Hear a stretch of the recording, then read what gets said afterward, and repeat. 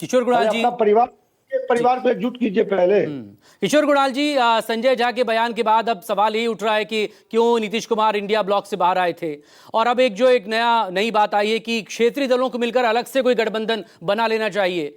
क्या ये देख रहे हैं आप आज की राजनीति में ये क्या पॉसिबल है, मुमकिन है?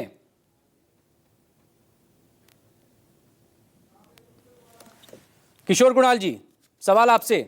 जी जी, आवाज आ रही है? हाँ, प्लीज बोलें। हाँ, देखिए, बिल्कुल स्पष्ट हो चुका है कि इंडिया अलायंस वास्तविकता में कहीं पे जमीन पे है ही नहीं।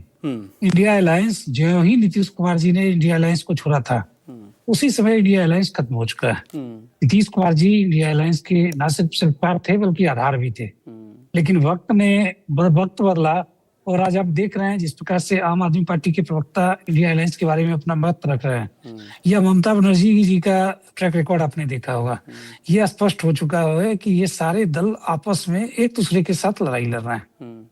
इनका किसी अदर अलायंस के साथ कोई लड़ाई है ही नहीं। और इन लोगों ने मिलकर, चाहे कांग्रेस की क्या भूमिका है इस पे कांग्रेस के लोग अपना पक्ष रखेंगे, लेकिन मैं इतना ही समझ रहा हूँ कि कांग्रेस इन सभी दलों को अपने साथ रखने में अक्षम साबित हुई। कहीं ना कहीं कांग्रेस अयोग्य साबित हुई। अदरवाइज कांग्रेस एक बड़ी पार्टी थी, पैन इंडिया की पार्टी थी। कांग्रेस अगर सही होती है तो ये सारे रीजनल पार्टीज उनके साथ होते और आज इंडिया अलायंस का एक अलग फ्लेवर दिखता, जहाँ पे जिसकी सूत्रधार, जिसके आधार नीतीश कुमार जी ने रखा था। तो अब स्पष्ट है कि इंडिया अलायंस कागजी कार्रवाई। एक सवाल ये भी उठ रहा है कि कौन ज्यादा खतरनाक है क्षेत्रीय दलों के लिए, बीजेपी या कांग्रेस? कोई किसी के लिए खतरनाक नहीं है। सभी दल के अपने यूएसपी हैं। सभी दल अपनी मुद्दा के आधार पे अपने अस्तित्व को बनाए हुए हैं। अब मुद्दा जिनके पास जैसा होता है उसके हिसाब से उनकी जिंदगी या उनका लाइफ चलता है।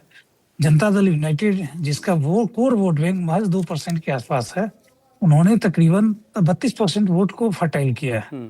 हमारे साथ सभी दल, सभी जाति, सभी धर्म के लोग हैं, सभी वर्ग के लोग हैं। क्यों हैं? क्योंकि हमने बिहार की चिंता की है, हमने बिहार वासियों की चिंता की है। जब उनकी चिंता की है तो उसमें हमने कास्ट, क्रीड या कम्युनिटी का कोई आधार नहीं रखा है। हमने सबके लिए काम किया है। तो खतरा कुछ नहीं है, खतरा खुद से। फाइनल कमेंट धनंजय गिरी जी, क्योंकि बहुत से सवाल आपकी सरकार और बीजेपी से हो गए थे। फाइनल कमेंट धनंजय गिरी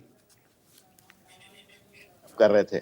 भारतीय जनता पार्टी सिर्फ एक राजनीतिक दल नहीं है, बल्कि सदियों से व्यथित, दमित आकांक्षाओं का एहसास है, उसको मूर्तिमान करने का प्रयास है। एक सर्वस्पर्शी और मर्मस्पर्शी गठबंधन है। यहाँ अब परिवार की तरह है। जो लोग भी आते हैं, छोटे से छोटा और बड़ा से बड़ा जो भी राजनीतिक दल हमसे जुड़ता है, वो बिल्कुल लगातार हमारे साथ, हमारे नेता, नीति और नेतृत्व सब कुछ स्पष्ट है। और जहां दूसरी तरफ आप बात करें, कुछ भी स्पष्ट नहीं है। एक तरफ जो है राष्ट्रवादिता है, दूसरी तरफ अवसरवादिता है। अवसर के हिसाब से लोग जुड़ते हैं। जैसे ममता बनर्जी कल तक तो अलायंस को घाट में डाल रही थी, और ममता बनर्जी खुद ही कह रही है कि शरणागत होना चाहती हैं।